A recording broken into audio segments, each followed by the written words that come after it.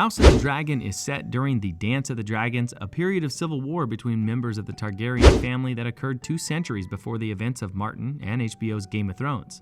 And they are the rulers of Westeros at the start of the house. Their disbanding had wide repercussions, so this new series offers a deeper look.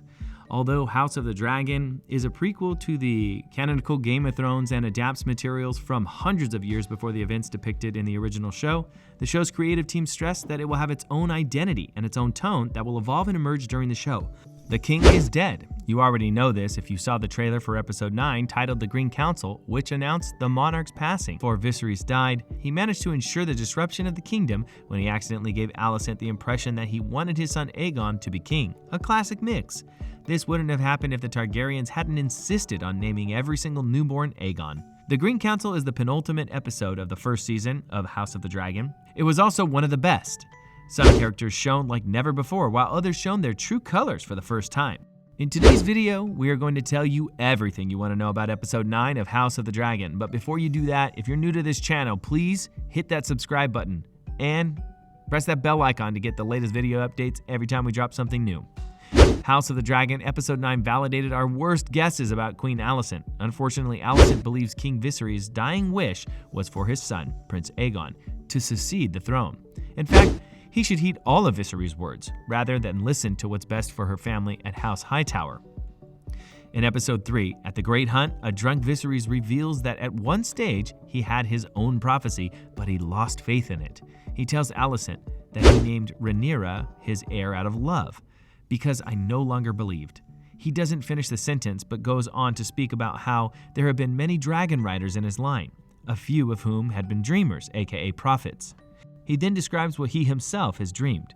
When Rhaenyra was a child, I saw it in a dream. A male babe was born to me wearing the conqueror's crown, and so I wanted it to be true, to be a dreamer myself. I sought that vision again night after night, but it never came again. I poured all my thought and will into it, and my obsession killed Rhaenyra's mother. This could explain why Viserys was willing to sacrifice his love, Aemma, during childbirth. He believed his son would be born healthy. Viserys also tells Alicent, I thought Rhaenyra was the way out of my abyss of grief and regret, and naming her heir would begin to set things right. I never imagined I would remarry, that I would have a son. What if I was wrong? Viserys' doubt in his decision to make Rhaenyra an heir, as well as his prophecy that would one day have a son wearing a crown, gives Alicent even more reason to believe their son Aegon is the rightful heir to the throne. It's 20 years on from the events of the House of the Dragon Episode 1, and a lot has happened. Rhaenyra has a brood of children and a new husband in Daemon, her uncle. She visits her father Viserys one night, knowing he's probably going to die soon. She's hoping to get some answers about their mysterious family secret before it's too late. The Song of Ice and Fire, do you believe it to be true? Aegon's dream. You told me it was our duty to hold the realm united against a common foe. By naming me heir, you divided the realm. Viserys is so out of it, drugged up on anesthetic milk of the poppy, that he can't answer whether he thinks Aegon's prophecy, the Song of Ice and Fire, will come true. Instead, the night afterward, Viserys unintentionally gives his wife Alicent his take on Aegon's prophecy. In a haze, on his deathbed, Viserys begins by apologizing. I'm sorry. This is presumably an apology for forcing Rhaenyra, whom he thinks he's talking to, into taking on everything that comes with becoming the Targaryen heir, including burying the family secret. But you wanted to know if I believe it to be true. Alicent, of course, has no idea what Viserys is talking about. Aegon, Viserys says. Our son, says Alicent, referring to her and Viserys' firstborn, Prince Aegon, who was found to have raped a young servant in Episode 8. Alicent still thinks Viserys is talking about their son Aegon, not Jon Snow, aka another Aegon Targaryen, aka the prince that was promised. The Prince Viserys continues to unite the realm against the cold and the dark. It is you. You are the one. You must do this. Episode 9 confirms that Alicent believes Viserys is asking her, his wife, to ensure that their firstborn Prince Aegon inherits the Iron Throne over the named heiress, Princess Rhaenyra. It seems that Viserys is telling Alicent that she is the one to make sure this happens, that the prince who was promised comes from his lineage. However, this is not the case. Viserys thought he was talking to Rhaenyra. I saw him last night before he told me that he wished for Aegon to be king. Alicent tells her father, Otto Hightower, the Hand of the King, it is the truth, uttered with his own lips, his last words to me, and I was the only one to hear it, and now he's dead. Little did Alicent know Otto and other members of the small council had been plotting to install Aegon as king all along. To her credit, Alicent refuses to support her father's plan to kill Rhaenyra, despite that being the only way to truly snuff out any counterclaim. Besting her father in the Game of Thrones, Alicent takes control for once and says she's going to present Rhaenyra fair terms she can accept without shame.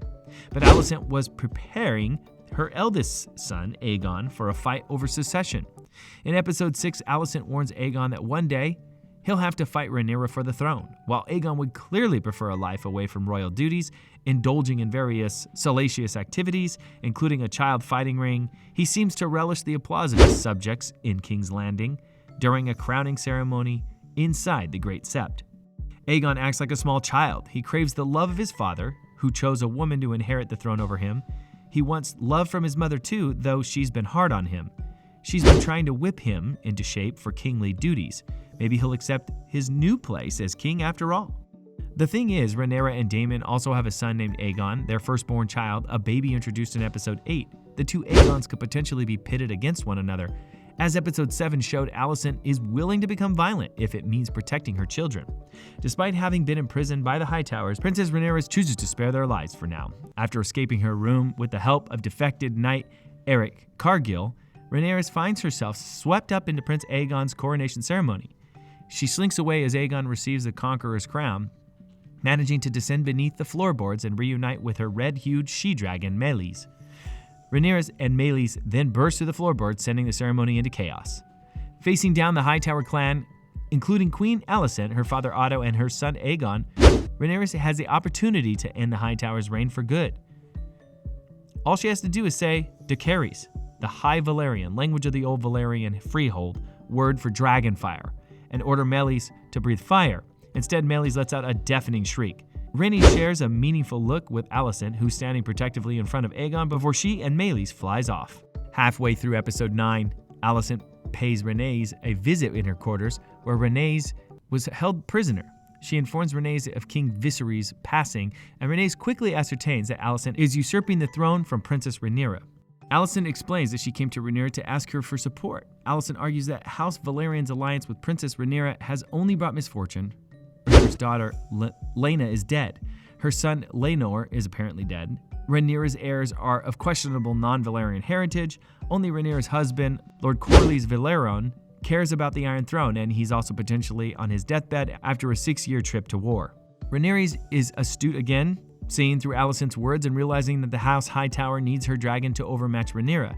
This is the only way Rhaenyra will be encouraged to negotiate and avoid war. Rhaenyra says Alicent is the wiser and she believed, but reapproaches Alicent for her continued service to men. It seems that Rhaenys understanding Alicent more than the other way around, seeing Alicent as a coronation ceremony, standing in front of her son. Rhaenys might have decided to have faith in Alicent. She might have believed Alicent would do her best in guiding her son on the right path. Rhaenys, taking control of the situation, chooses a moral stance against violence and destruction and instead believes there might be a way to peace. Rhaenys also knows that. If she sticks with Rhaenyra, their side is still more powerful. Even if Rhaenys retreats now, her side stands a good chance of winning any ensuing wars. Basically, Rhaenys rules. That is it for today. Let us know your comments below. Click the like button if you enjoyed the video and share it with your friends, and don't forget to subscribe.